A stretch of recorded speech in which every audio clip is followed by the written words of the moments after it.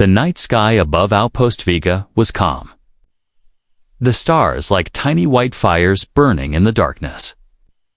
Captain Ryland stood on the balcony of the command tower, sipping his lukewarm coffee. It had been a quiet week. No alerts, no strange signals. No trouble, he told himself. This peace would not last. And he was right. Without warning, the base's alarm began to wail. The sound was sharp and urgent. Echoing across the metal walls, red lights flashed along the corridors, and soldiers rushed.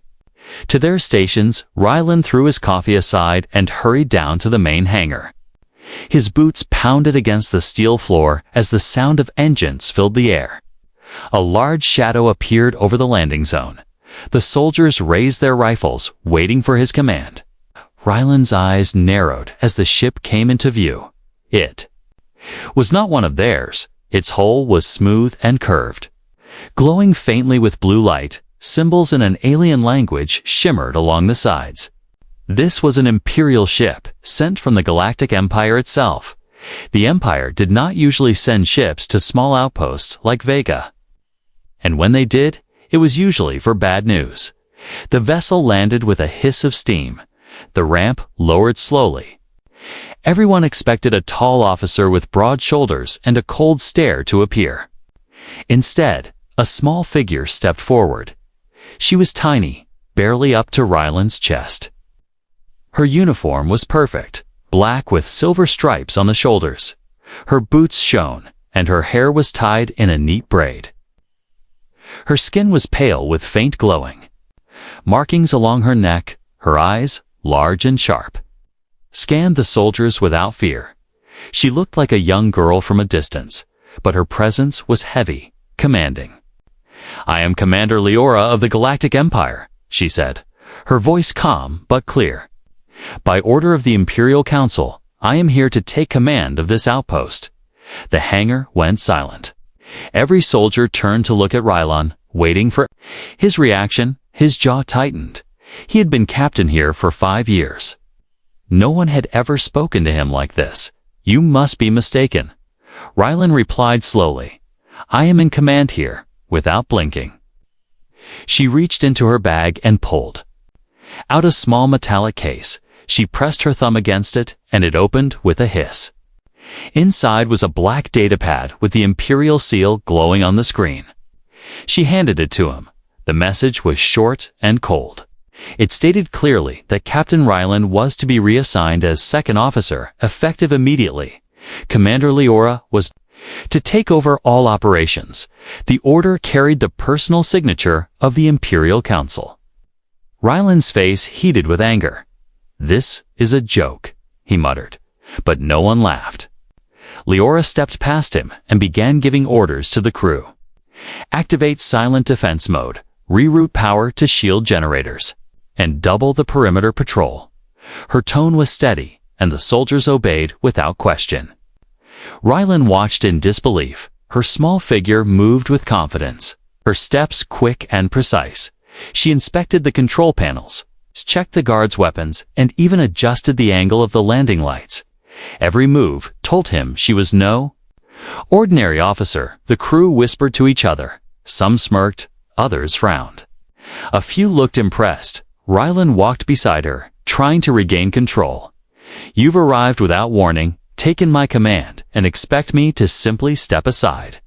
She looked at him with those sharp, alien eyes. "Yes," she said simply. "The Empire does not make mistakes." There was something about her voice. It was not loud, but it carried weight. Even the most stubborn soldier in the room seemed frozen. The hangar doors closed behind them as she ordered the ship secured.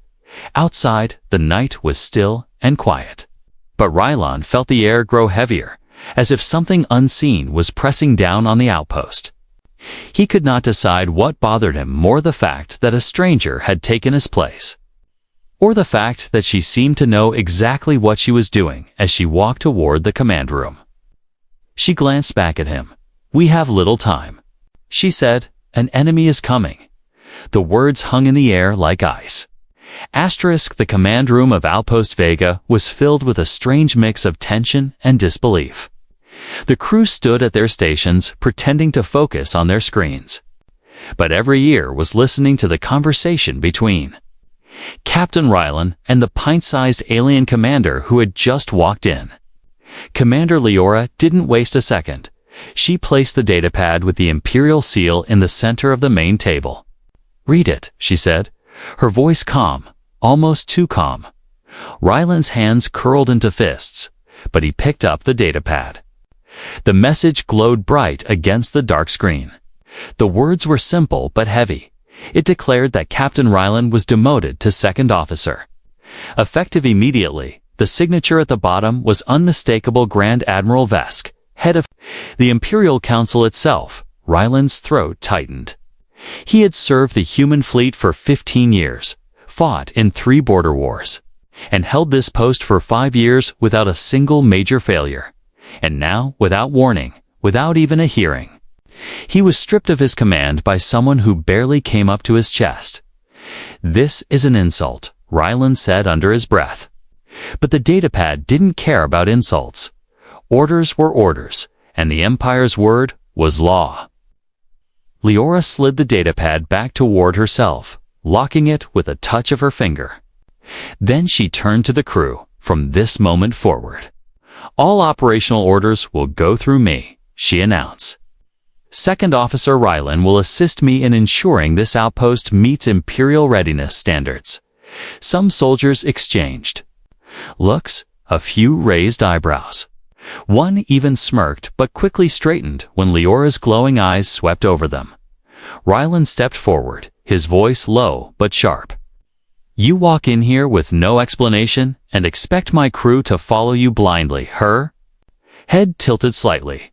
"Your crew already is," she said, nodding toward the soldiers now moving to carry out her earlier orders. "And they will, because they can sense I know what I'm doing." It stung because it was true. In less than 10 minutes, she had taken control of the base like she'd been here for years.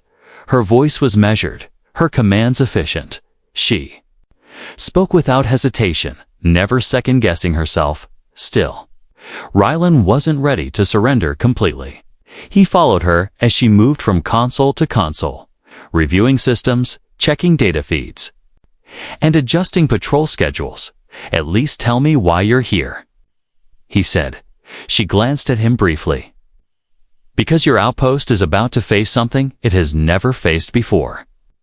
That answer was too vague for his liking. But before he could press further, the defense operator at the far end of the room spoke up. "Commander, I'm detecting faint activity on long-range sensors' unidentified signals." Without even looking at the screen, Leora replied, "Yes, there." Early, the entire room froze. Rylan's eyes narrowed. "You knew?" "I was sent here because I knew," she said simply, "and because your people don't."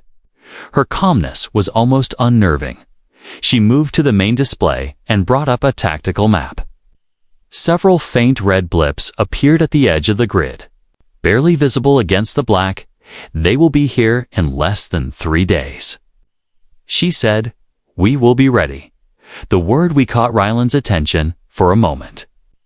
It sounded less like she was taking over and more like she intended to stand with them, but his pride still burned.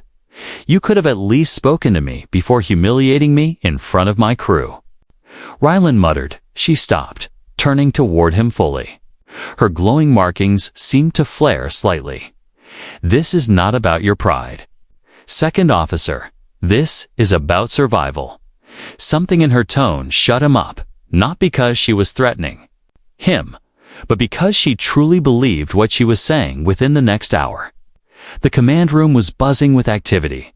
Under Leora's direction, shield systems were recalibrated, patrol routes were doubled, and supply reserves were rechecked. She even ordered the engineering crew to modify the power grid for rapid switching between weapons and shields. A change Rylan had requested months ago, but was told was unnecessary. As he watched her, a grudging respect began to grow inside him. She moved like someone who had been trained for this her whole life. Her small frame didn't slow her down. If anything, it made her movements sharper, faster at one point. A young technician hesitated when given an order. Leora stepped close, her voice dropping to a soft but firm tone. "Do it now," she said. The technician obeyed instantly. Later, he whispered to another crewman that when she looked at him, it felt like she could see right through his thoughts by the end of the shift. The outpost already felt different, tighter, more alert. The crew didn't openly defy her, and some even seemed impressed. Rylan, however, still stood apart, watching her carefully. As the lights dimmed for night cycle, he caught her alone in the observation deck, staring out at the stars. "Whatever's coming," he said quietly. "You could have told me sooner." She didn't look at him. "You wouldn't have believed me." Her reflection in the glass looked almost ghostly, the faint glow of her markings shimmering in the dark. "And now, Kua?" he asked. She finally turned, meeting his eyes. "Now you will." Her words sent a strange chill down his spine. Somewhere deep inside, he knew she was right. Morning cycle on Outpost Vega began with a low hum of power systems warming up. The corridors were quiet, the usual lazy pace of life at the edge of human space. But that calm ended the moment Commander Leora stepped into the command room. She didn't wait for reports, didn't ask for status updates. Instead, she walked straight to the main display and tapped the control panel. The big screen lit up with a tactical grid. The faint red blips from the night before had moved closer. Still small, still far, but no longer just noise on the sensors. "Effective immediately," Leora said, her voice cutting through the soft chatter of the crew. "Outpost Vega is on silent defense mode." The room went still. Silent defense mode was no small thing. It meant no external transmissions, no visible energy signatures, and no unnecessary movement of ships. It was something they used only when expecting a real attack. Rylan, standing by the door, folded his arms. Silent defense. For ghost signals on the edge of the grid. He asked. "They're not ghosts," she replied, her eyes fixed on the display. "They're scouts, testing our awareness." She began issuing orders without looking at him. "Lieutenant Harrow, increase sensor sensitivity by 0.3. Sergeant Vale, double your patrols on the north perimeter. Engineering, begin power reroute procedures to shield generators." The crew moved quickly, even those who still doubted her. There was something about her tone that made hesitation feel dangerous. Rylan followed her to the console, speaking in a low voice. "You're making my crew nervous." "Good," she said, without looking up. "Nervous crews stay alive." Her hands moved fast over the controls, pulling up diagrams of the outpost's defense grid. She highlighted weak points, blind spots in the turret rotation, gaps in shield coverage. Even unused cargo containers that could be converted into barricades. Rylan was surprised. He had filed reports on these very flaws months ago. But Imperial Command had ignored them. "Where did you get this level of detail?" he asked. She glanced at him, a faint smirk on her face. "I read every file on you and this outpost before I arrived." It was a strange feeling, half insult, half admiration. She had studied him like she was preparing for a battle against him, and in some ways, maybe she had, by midday. The outpost was buzzing with controlled urgency. Patrol units marched with sharper discipline. Gunners recalibrated their weapons, and engineers worked without stopping. Leora was everywhere at once, on the comms with the watchtower, inspecting the hangar, even walking the outer perimeter herself. At one point, she stopped a group of soldiers returning from patrol. Her glowing eyes swept over their gear. She pointed at one rifle. "That scope is misaligned by 2 degrees, she said. The soldier hesitated. Then checked and found she was right. Rylan noticed the shift in the crew's behavior. They still whispered about her size, still joked quietly when she was out of earshot, but they were starting to trust her instincts. Late in the afternoon, Leora called the entire command staff into the war room. The lights dimmed as the holographic map came to life. The red blips were closer now, moving in a slow, deliberate arc. Toward Vega, they're adjusting their path based on our sensor. Pings. She explained, that means they know we see them, and they want us to think they're harmless, and you don't. Rylan asked, no. She said simply, I've seen this pattern before, in my home sector. A fleet just like this erased 6 colonies in a month. Her words landed like a heavy weight in the room. The staff exchanged uneasy glances. Then, she leaned over the table and pointed to a point on the map. We will set a false beacon here, she said. It will mimic our energy signature. They will go for it, and when they do, we'll hit them first. Ryland studied her plan. It was risky if the enemy didn't take the bait. They'd know Vega was preparing for them, but he had to admit. It was clever. Do it, she ordered, and the staff began moving to execute the plan. As the room emptied, Ryland stayed behind, watching her work at the console. You seem awfully sure about all this, he said. She paused, her fingers hovering over the controls, because hesitation kills, and I'm not here to bury anyone. There was no arrogance in her voice, only certainty, the kind that came from surviving something terrible. Ryland found himself wondering just how much she had been through before ever stepping onto his outpost. That night, the base was quieter than usual. The beacon had been set. The patrols rotated in silence. And every light was dimmed to make Vega look like a sleeping station. Leora stood on the watchtower balcony, her gaze fixed on the stars. Ryland joined her. You think they'll take the bait? She didn't answer right away. Her eyes followed a faint glimmer in the distance, the false beacon's pulse. They will, she said finally.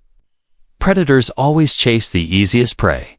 Something in her tone made him believe her, even though every instinct told him this was still madness.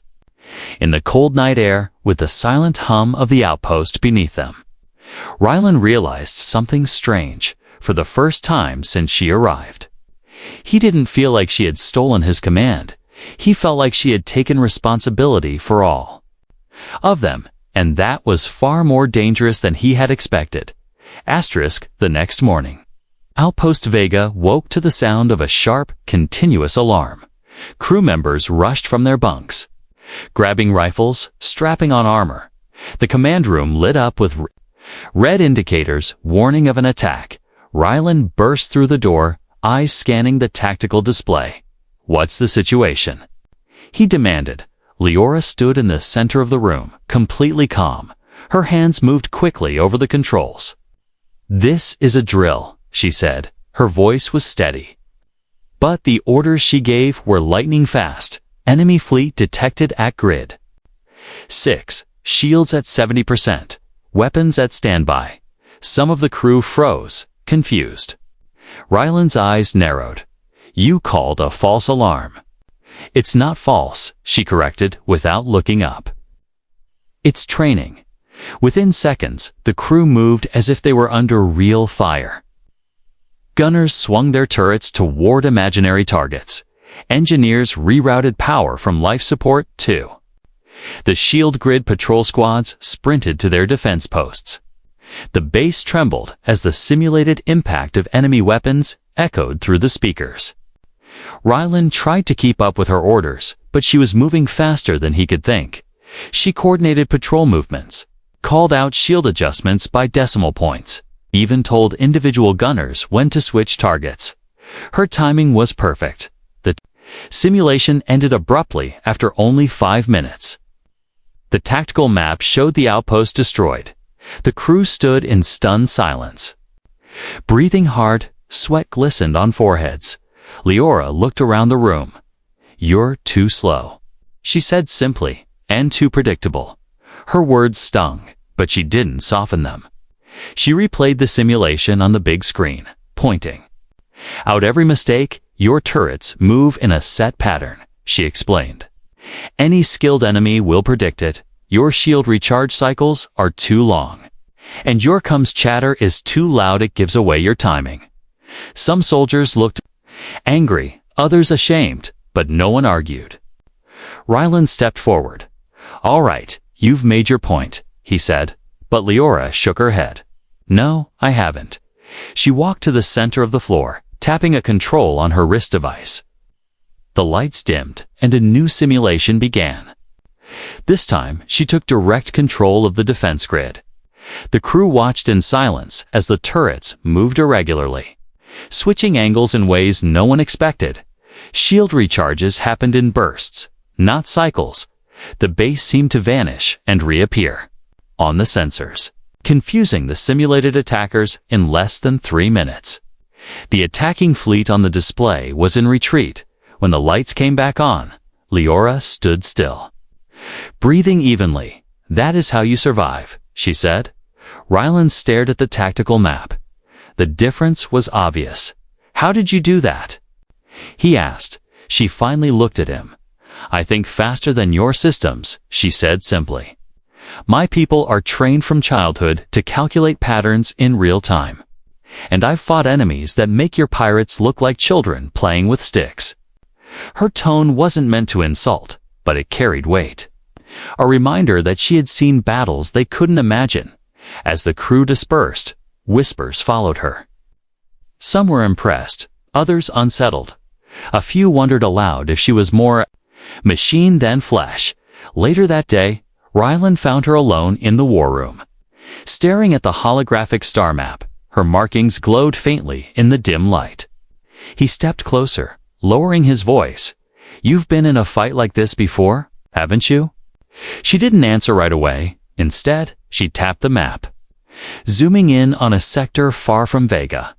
"This was my home," she said softly. "It's gone now." Ryland felt a chill. "What happened?"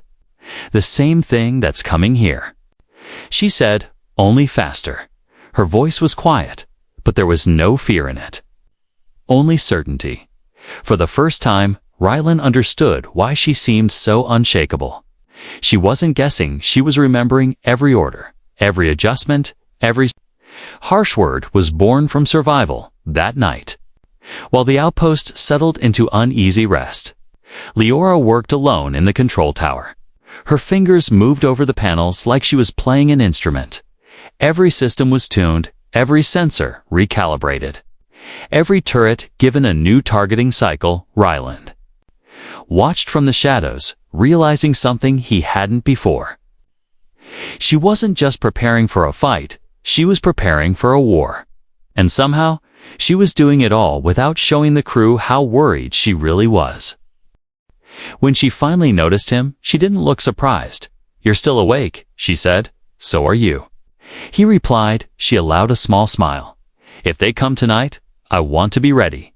He nodded, feeling a strange sense of trust growing where his anger had been for the first time.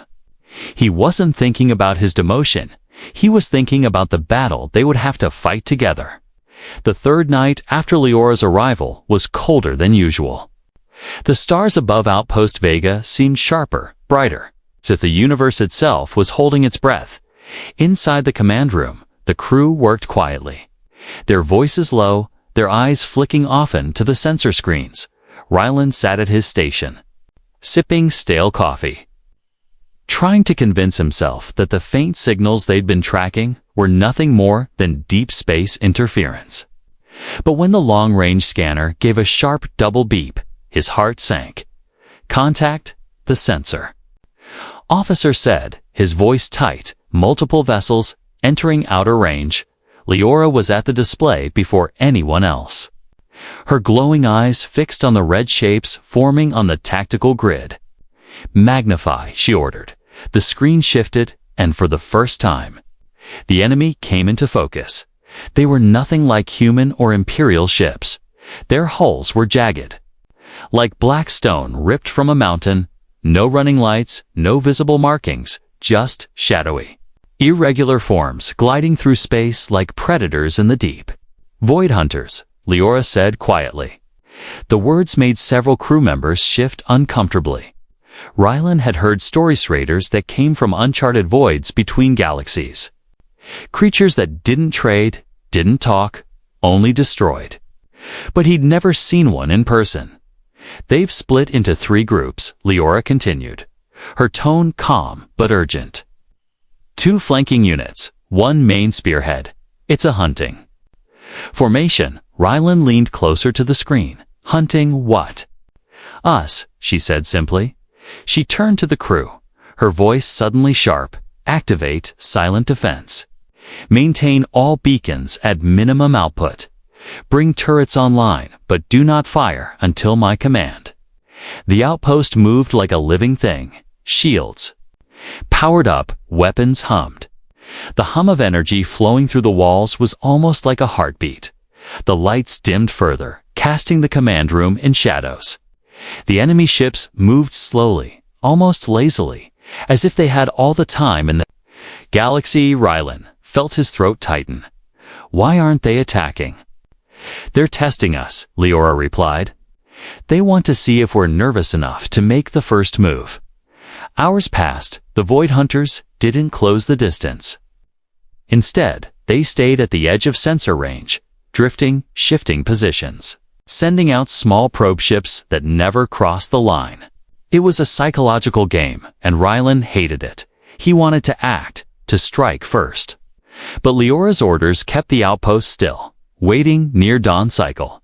The first strike came without warning. One of the smaller enemy vessels broke formation and darted forward, firing a single blast at Vega's outer sensor tower.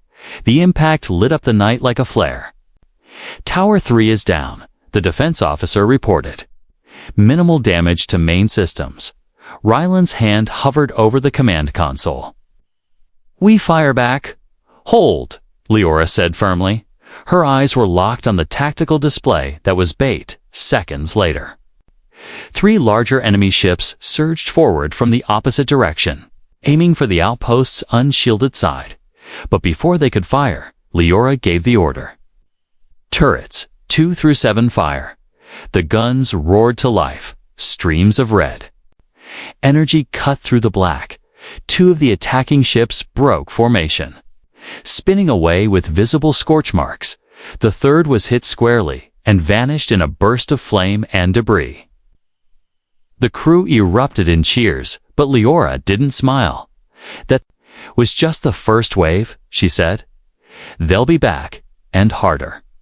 Rylan looked at her. How many are there?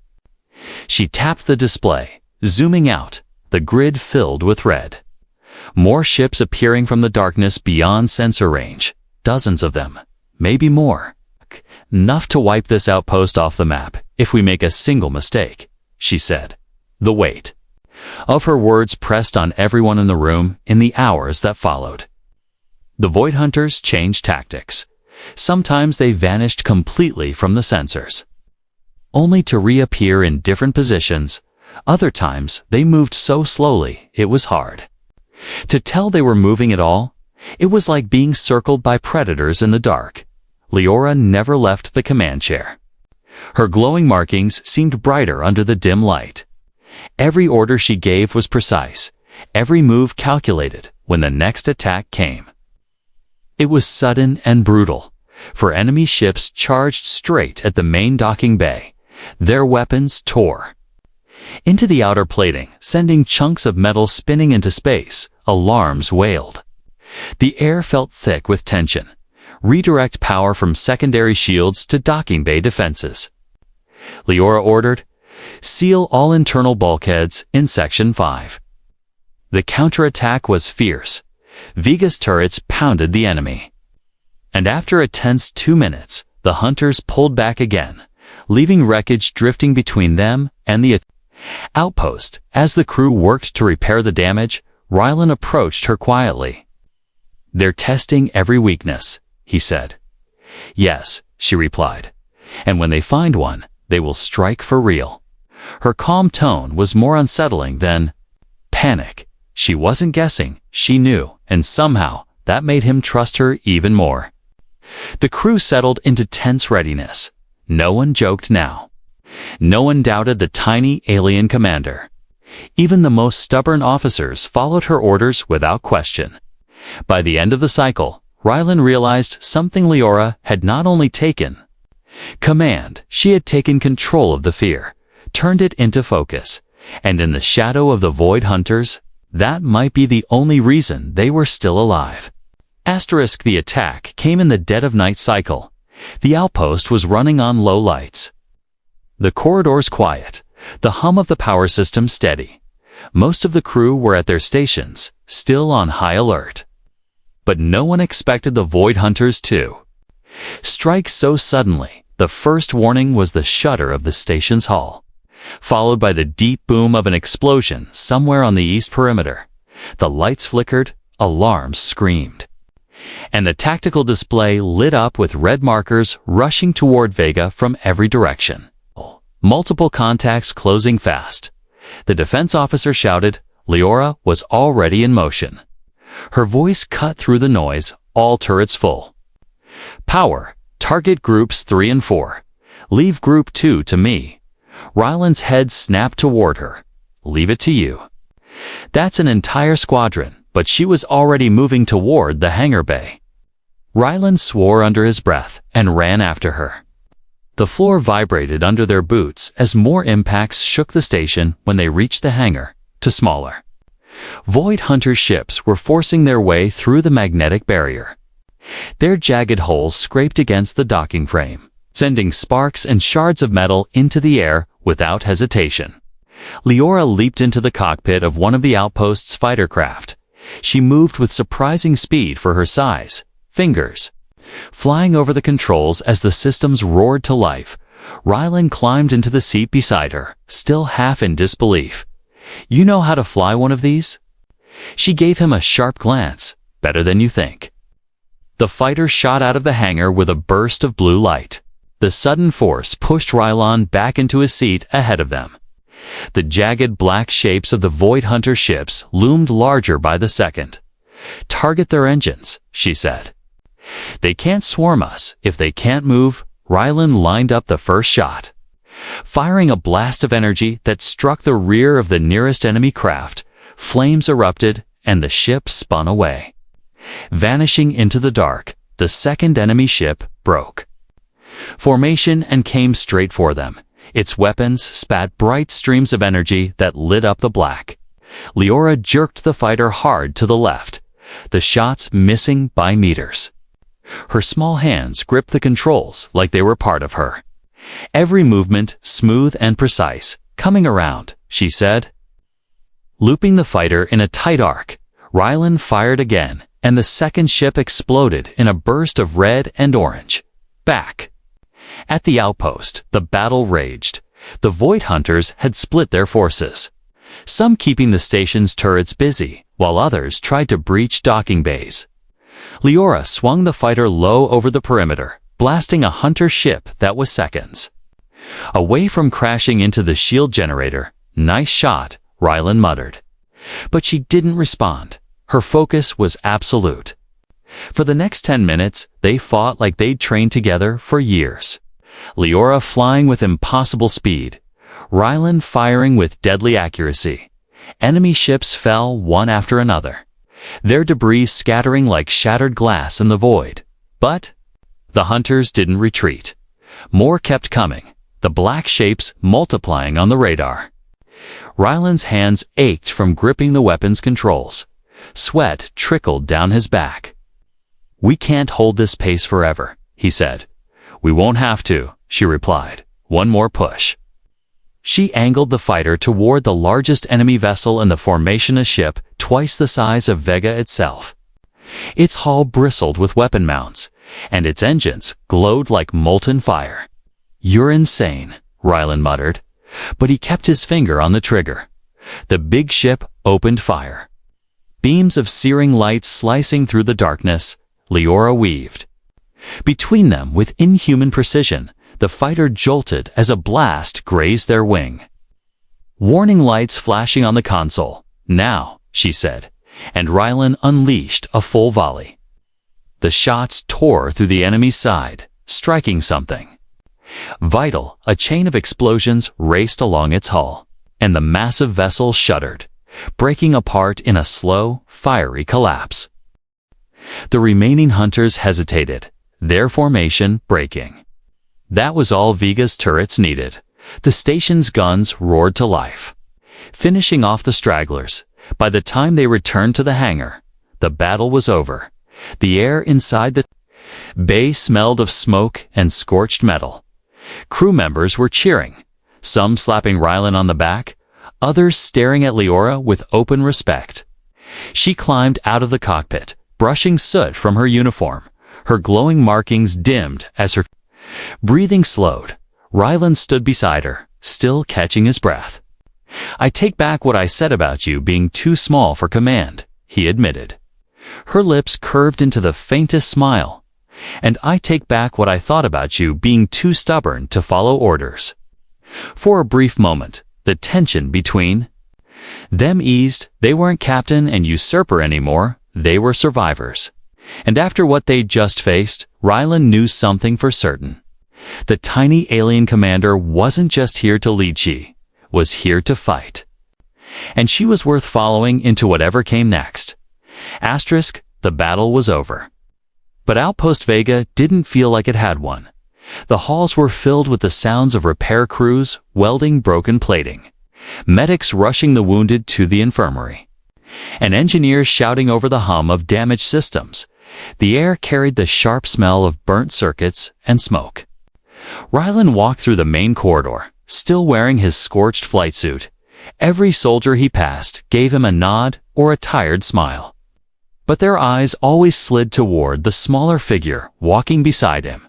Commander Leora, the tiny alien commander, looked as calm as she had before the battle started. Her uniform was torn in one sleeve and her braid was loose, but her glowing markings still pulsed faintly. The crew moved out of her way without needing to be told. Some even straightened their backs when she passed in the command room. The big tactical display now showed empty space. The Void Hunters had retreated, their last signals disappearing into the black hours ago. Rylan stared at the quiet screen for a long moment before speaking. "We should have been destroyed tonight." Leora didn't look at him. "Yes," she said simply. "But we weren't." Her voice carried no pride, just fact. She moved to the central console and began reviewing damage reports. Rylan watched. Her fingers glide over the controls, methodical and sure. "You didn't just take command," he said after a pause. "You saved us." She finally turned to meet his eyes. "I did my duty," she replied. "The Empire sent me here to test your readiness. But when I saw the signals, I knew this wasn't a test anymore." Rylan frowned. "You mean they didn't know the Void Hunters were coming?" She shook her head. "No, they sent me because they thought this outpost was too quiet. They wanted to see how humans respond to unexpected leadership." Her gaze softened slightly. "But I stayed because I wasn't going to watch another station fall." Her words carried more weight than she intended. And Rylan caught the shadow in her eyes. "This happened to you before," he said quietly. She hesitated, then nodded. "My home colony when the Void Hunters came. We fought for 3 days. I was a junior officer then, barely older than a cadet. We lost everything." Her voice stayed steady, but the faint glow of her markings dimmed. Rylan didn't press further. Instead, he leaned over the console and began pulling up repair schedules. "Then I guess I should be glad you were here."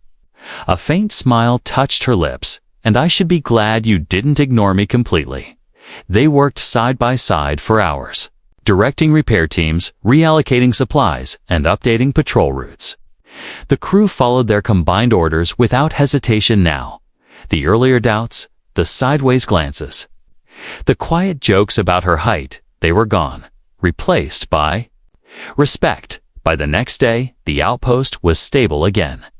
Shields restored, turrets recalibrated, and sensor arrays scanning deeper into space than before. But no new signals appeared. The Void Hunters were gone. At least for now, in the war room. The two of them stood before the star map. It glowed softly, showing Vega at the center of a vast stretch of dark space. "They'll be back," Rylan said. Not as a question, but as a certainty. Leora nodded. "Yes, And when they come, you'll be ready. You mean we'll be ready? He corrected. Her gaze met his. And for the first time since she arrived, her expression warmed. Yes, we will. Before she left the war room, she handed him a small black card, etched with symbols that glimmered faintly in the light. This is my personal command code. She said, if you ever face them again, or something worse, call me directly. The Empire won't stop me from coming. Rylon turned the card over in his hand, feeling its weight. You think something worse than the Void Hunters exists? Her smile was small, but knowing there's always something worse. Later that evening, as the outpost settled into a rare moment of quiet, Rylon stood on the observation deck. The stars stretched endlessly before him, somewhere out there. The Void Hunters were regrouping, planning, waiting. But he didn't feel the same fear he had before. Footsteps approached, and Leora joined him at the railing.